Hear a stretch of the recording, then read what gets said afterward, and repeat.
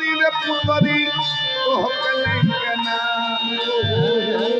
डलबो दियरा में मोड़ैया रे पुतरी तो कलंकना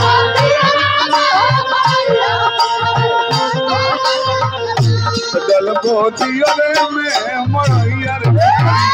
तो कलंकना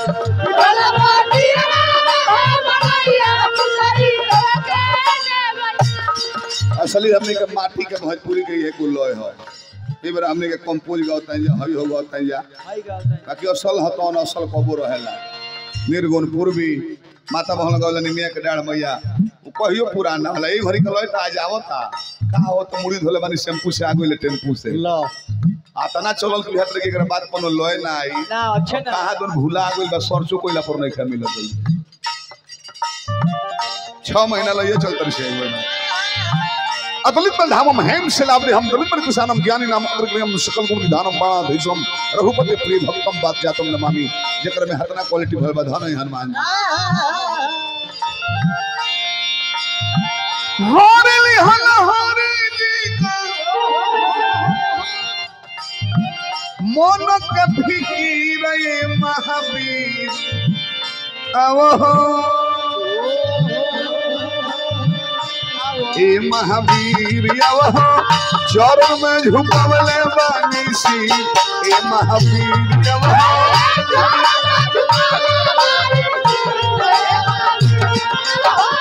चरण में झुकावले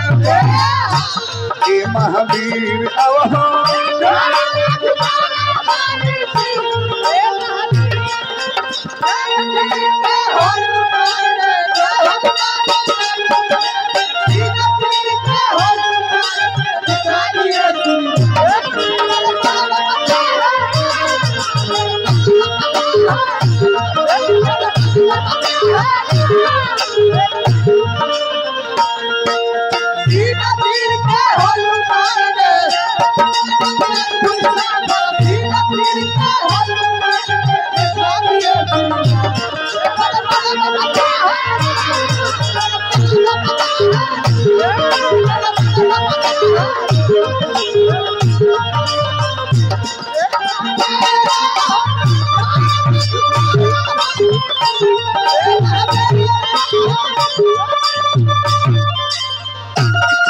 देखा तनी मनोज भैया